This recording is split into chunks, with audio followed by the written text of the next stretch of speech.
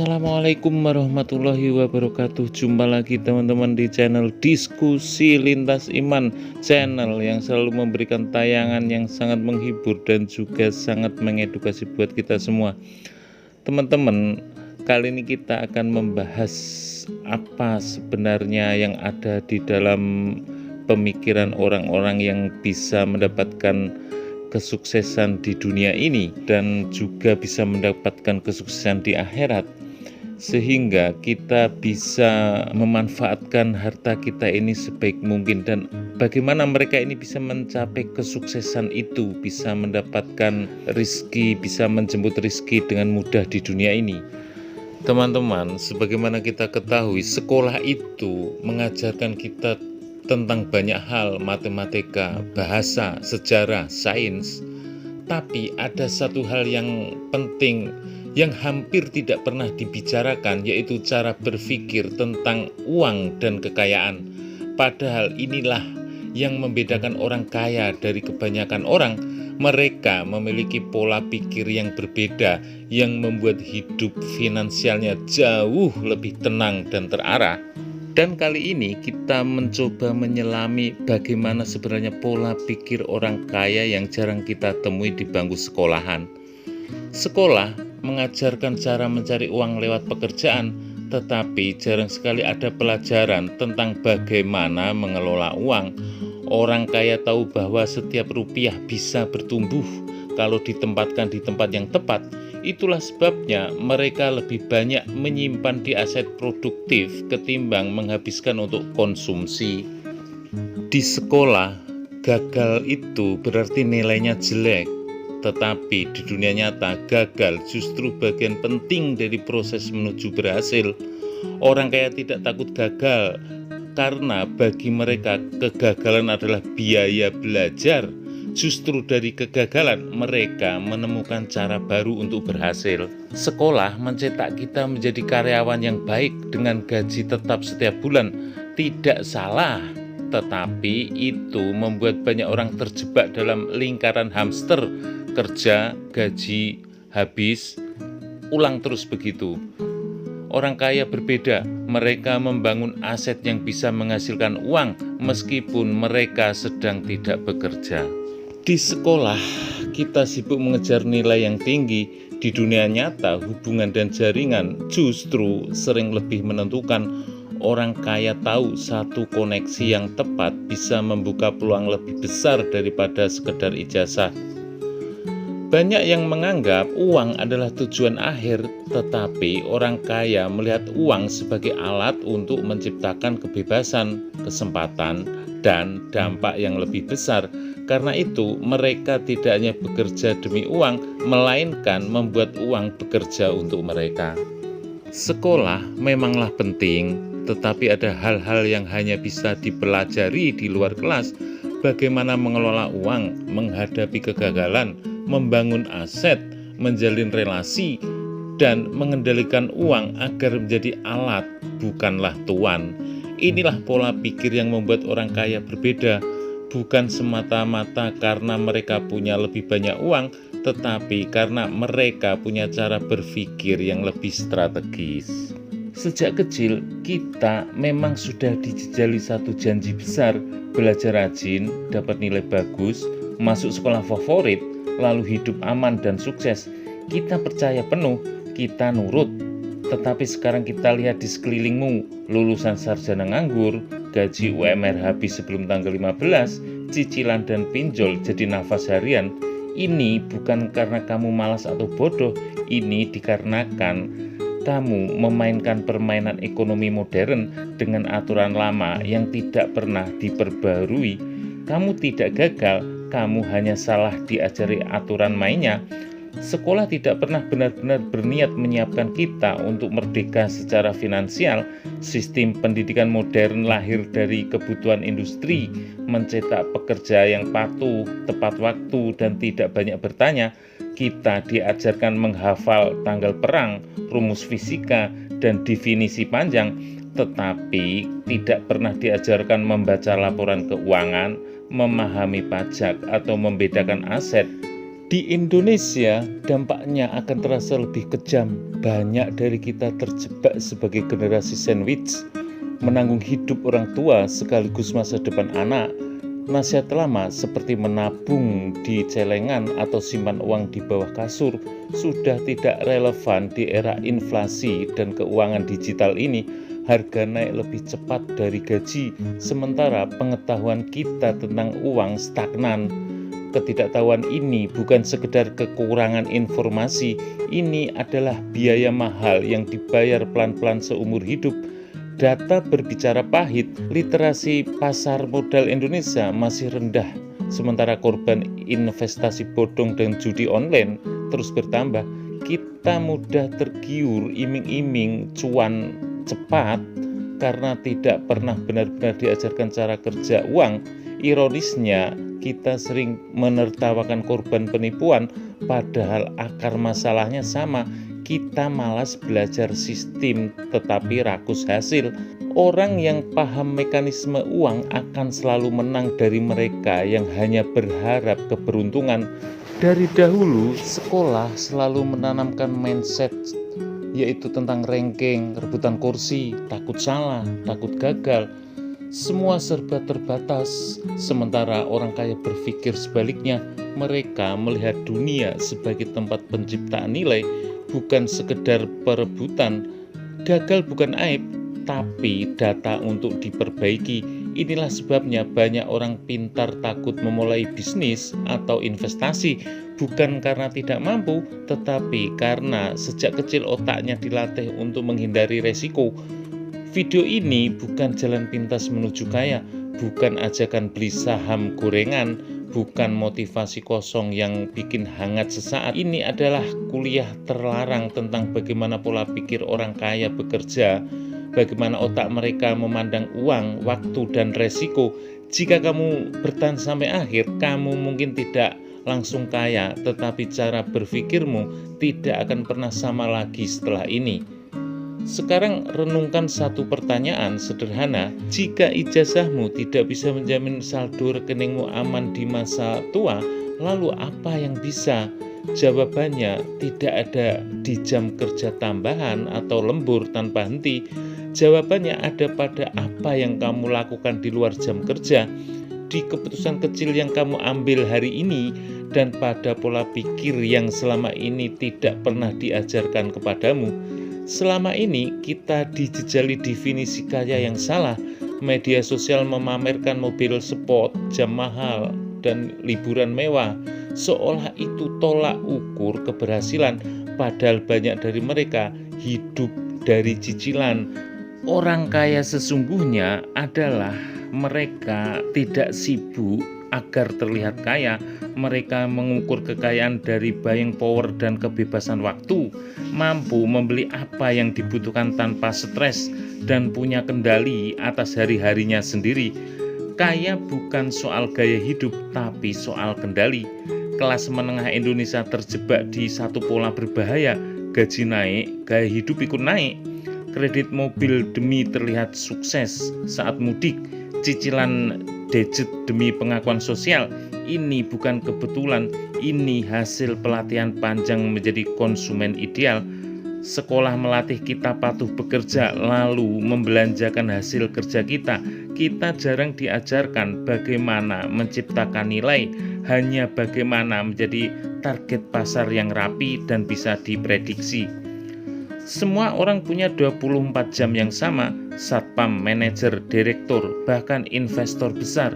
Perbedaannya bukan di waktu, tapi di leverage. Orang miskin menjual waktu secara linear, kerja 1 jam dibayar 1 jam. Orang kaya membangun sistem agar 1 jam kerjanya terus menghasilkan, bahkan saat ia tidur. Tubuh manusia ada batasnya, bisa capek, bisa sakit. Jika penghasilanmu berhenti saat badanmu berhenti, ini bukan karir, ini jebakan.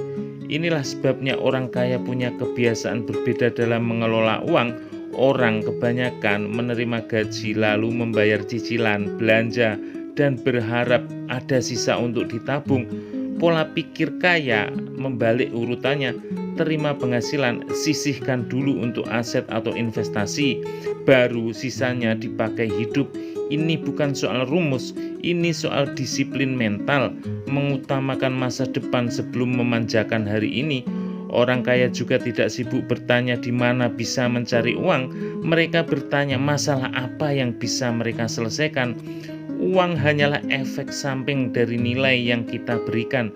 Semakin besar masalah yang bisa kamu selesaikan untuk banyak orang, semakin besar potensi imbalannya. Fokus mereka bukan sekedar cuan, tetapi dampak. Uang hanya skor, nilai adalah permainannya. Lihat contoh sederhana di sekitar kita. Dua orang sama-sama tukang bakso, yang satu jualan sendiri seumur hidup, tangannya berhenti, penghasilannya juga ikut berhenti. Yang lain membangun sistem, resep distandarkan, merek diperkuat, mitra diperbanyak. Mereka sama-sama tukang bakso, tapi satu tetap self-employed, yang lain menjadi pemilik bisnis. Perbedaannya bukan di produk, tapi di cara berpikir.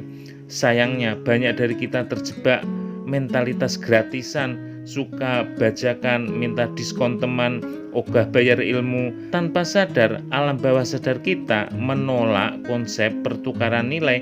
Padahal untuk menjadi kaya, kita harus siap membayar harga, waktu, uang, dan usaha. Orang yang menghargai nilai akan menarik nilai. Orang yang selalu ingin gratis justru menutup aliran rezekinya sendiri. Banyak orang merasa sudah aman secara finansial hanya karena memiliki rumah sendiri. Padahal kepemilikan tidak otomatis berarti kekayaan. Definisi yang sederhana harus diluruskan sejak awal. Aset adalah sesuatu yang memasukkan uang ke saku kita. Liabilitas adalah sesuatu yang mengeluarkan uang dari saku kita. Rumah tinggal yang setiap bulan menuntut cicilan, pajak, listrik, air, dan perawatan seringkali lebih mirip lubang pengeluaran daripada mesin uang. Kecuali rumah itu disewakan atau dijual dengan keuntungan yang menutup seluruh biaya, ia bukan aset, ia beban.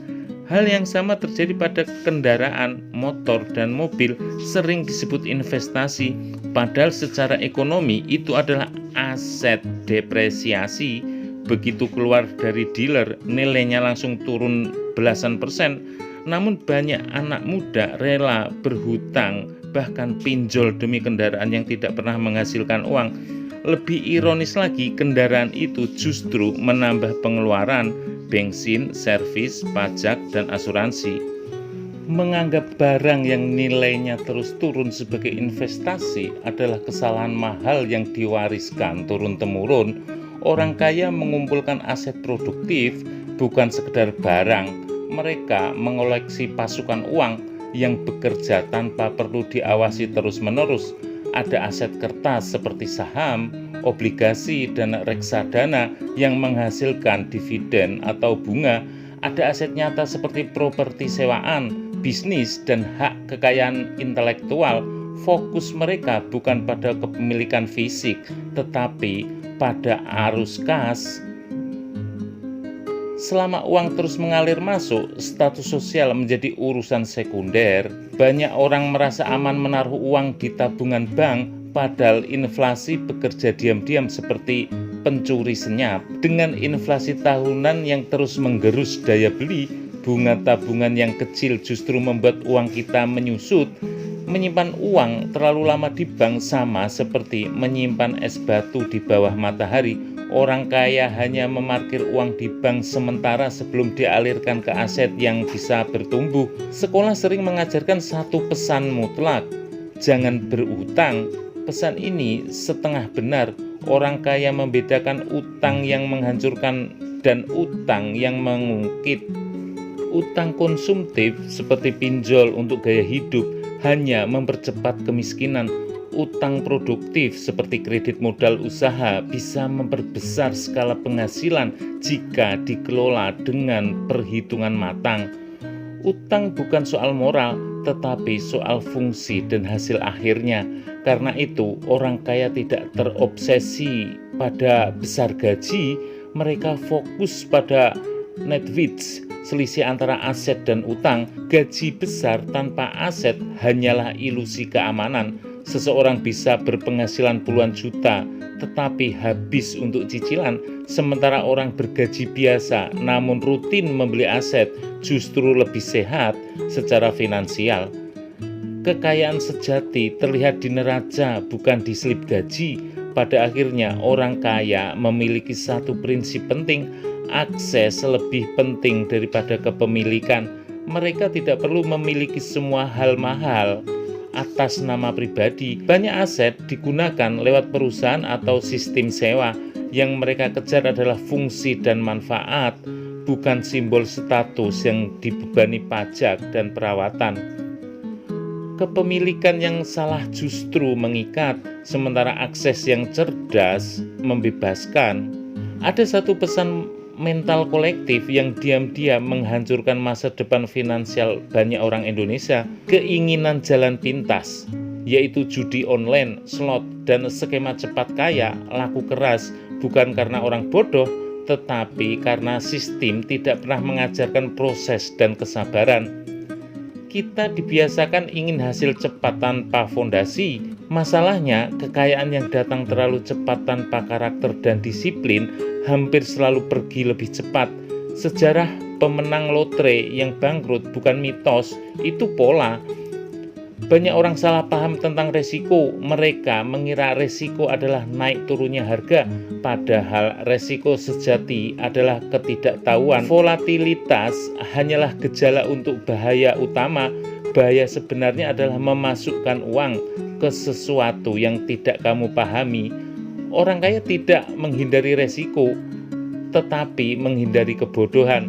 Mereka belajar, membaca, dan menghitung sebelum bertindak, bukan sekedar ikut kata influencer atau grup Telegram. Disinilah garis tegas harus ditarik. Investasi adalah membeli nilai dengan analisis dan kesabaran jangka panjang. Trading adalah permainan probabilitas dengan aturan jelas dan manajemen risiko ketat. Judi adalah berharap pada keberuntungan tanpa kontrol. Jika kamu membeli saham kripto atau apapun hanya karena katanya akan naik tanpa tahu apa yang kamu beli, itu bukan investasi, itu judi dengan baju modern. Orang kaya berpikir dengan prinsip asymmetric risk dan reward. Kerugian harus dibatasi, potensi keuntungan dibiarkan tumbuh. Mereka tidak pernah mempertaruhkan uang dapur, uang sekolah anak, atau dana darurat demi peluang spekulatif. Ini bukan soal nyali, ini soal bertahan hidup. Satu keputusan bodoh bisa memundurkan hidup bertahun-tahun. Prinsip utama mereka sederhana: jangan pernah bangkrut. Karena itu, diversifikasi menjadi hukum dasar, bukan pilihan. Jangan taruh semua telur dalam satu keranjang. Orang awam sering all in ke satu aset karena FOMO, lalu hancur bersama harapannya. Orang kaya membagi aset ke beberapa kelas. Ada yang aman, ada yang bertumbuh, ada yang likuid. Mereka tidak mencari sensasi, mereka mencari keberlanjutan. Sekolah mengajarkan bahwa salah adalah memalukan. Di dunia keuangan, rugi adalah biaya besar. Orang kaya paham kapan harus menjual aset. Menjual aset rugi kecil bukan tanda kalah, itu tanda waras. Yang berbahaya justru mentalitas menahan kerugian karena ego. Banyak orang miskin bukan karena kurang untung, tetapi karena tidak mau mengakui kesalahan sampai semuanya habis. Semua itu bermuara pada satu kekuatan yang sering diremehkan: compounding, berbunga, bekerja pelan tetapi kejam. Dalam jangka pendek, ia terlihat membosankan, tetapi dalam jangka panjang, ia tak terkalahkan. Orang kaya berpikir dalam dekade, bukan minggu. Mereka sabar menanam pohon hari ini karena tahu hasilnya bukan untuk besok pagi, tetapi untuk hidup yang tenang bertahun-tahun ke depan. Banyak orang bekerja keras seumur hidup, tetapi tetap miskin tanpa sadar karena satu hal yang jarang dibahas dengan jujur: pajak dan aturan main. Sekolah hanya mengajarkan kita menjadi objek pajak yang patuh. Gaji dipotong PPh sebelum sempat disentuh. Orang kaya mempelajari hukum pajak bukan untuk menghindari secara ilegal, tetapi untuk efisiensi. Realitanya sederhana, bukan berapa besar penghasilanmu, tetapi berapa yang kamu bisa pertahankan setelah pajak dan biaya hidup. Ini adalah perbedaan struktur menjadi penting. Bekerja sebagai perorangan membuat semua resiko dan pajak menempel langsung ke tubuhmu. Orang kaya menggunakan entitas bisnis seperti PT atau CV untuk memisahkan urusan pribadi dan usaha. Ini bukan gaya-gayaan, ini strategi bertahan. Ketika bisnis bermasalah, aset pribadi tetap terlindungi. Ketika bisnis untung, pajak bisa diatur lebih efisien sesuai aturan. Struktur yang salah bisa menghancurkan kerja keras secara bertahun-tahun. Budaya kita mengagungkan kepercayaan tanpa batas. Bisnis cukup modal omongan, janji, dan rasa sungkan. Inilah pintu masuk konflik. Orang kaya tidak mengendalikan niat baik semata. Semua dituangkan hitam di atas putih. Kontrak, pembagian keuntungan, tanggung jawab, dan jalan keluar dibahas sejak awal.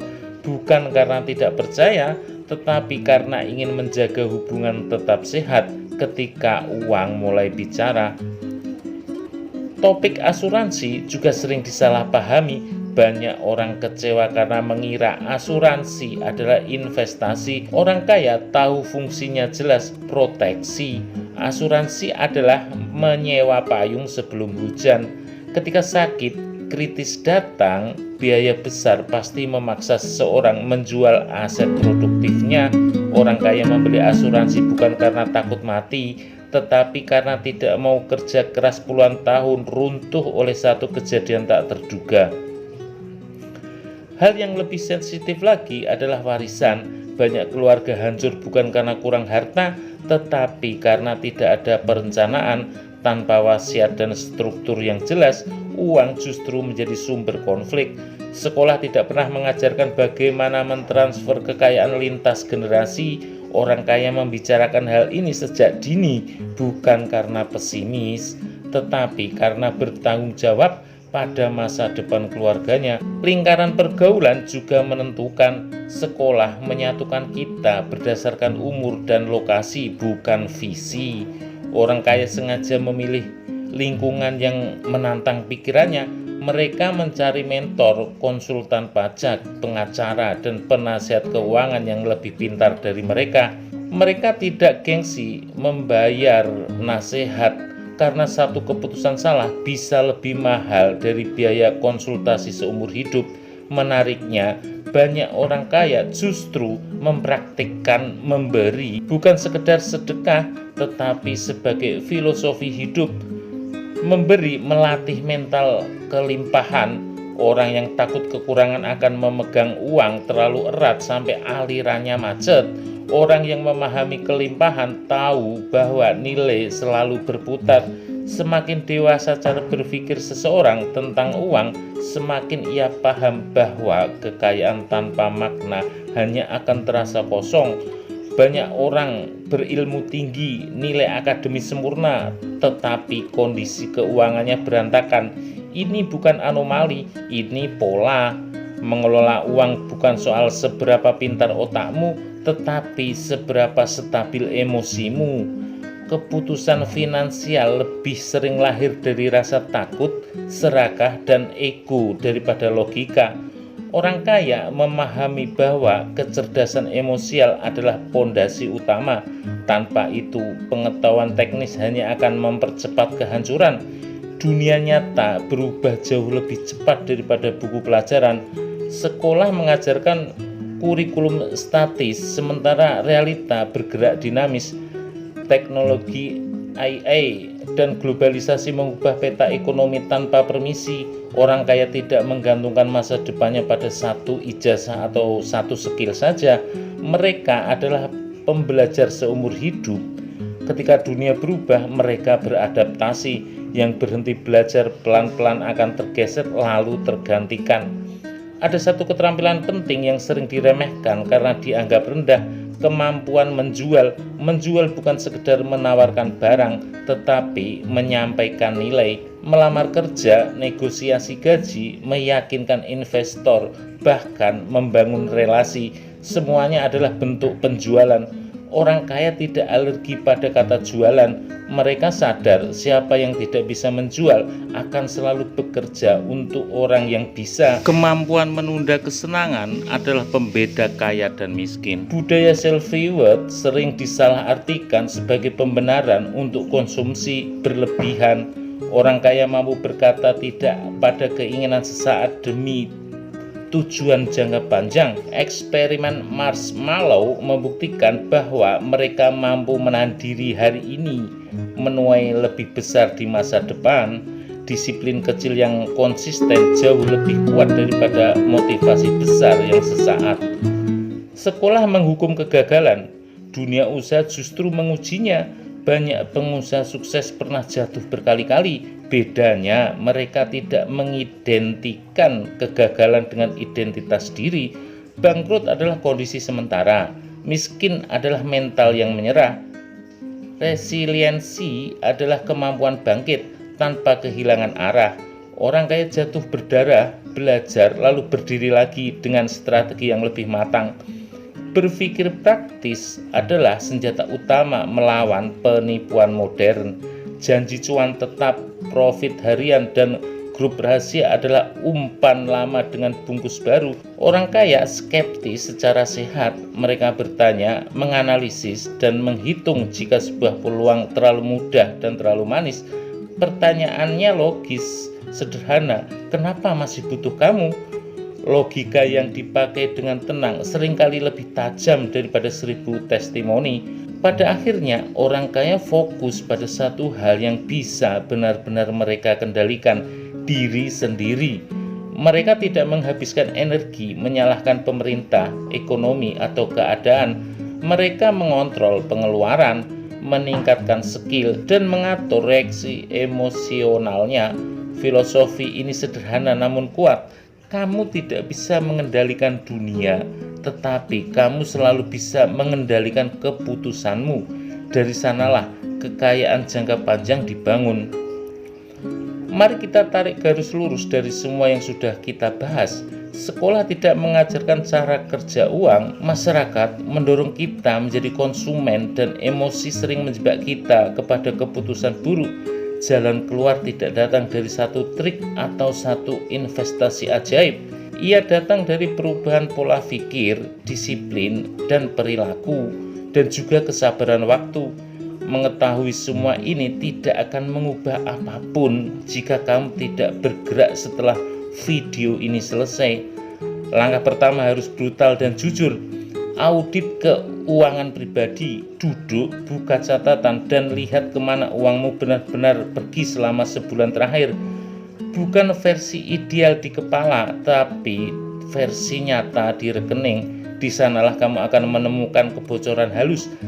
Kopi harian langganan tak terpakai, biaya kecil yang terasa sepele tapi mematikan jika dikumpulkan.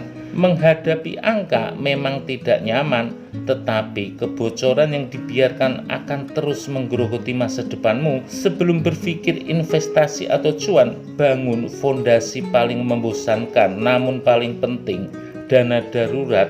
6-12 bulan biaya hidup disimpan di tempat yang aman dan likuid. Ini bukan untuk mencari untung, ini untuk bertahan hidup. Dana darurat adalah sabuk pengaman. Tanpanya, satu kejadian sakit atau PHK bisa memaksamu berhutang dan menghancurkan semua rencana yang sudah dibangun. Setelah fondasi aman, mulai kecil tapi konsisten. Tidak perlu menunggu modal besar. Dengan nominal kecil, kamu sedang melatih otot disiplin dan kebiasaan. Investasi adalah maraton, bukan sprint. Nominal bisa bertambah seiring waktu, tapi kebiasaan harus dibangun dari sekarang. Banyak orang gagal bukan karena uang, tetapi karena tidak pernah konsisten. Kekayaan besar selalu lahir dari langkah kecil yang diulang tanpa henti. Jangan lupakan investasi yang paling menguntungkan di awal perjalanan diri sendiri. Alokasikan uang dan waktu untuk meningkatkan skill yang relevan.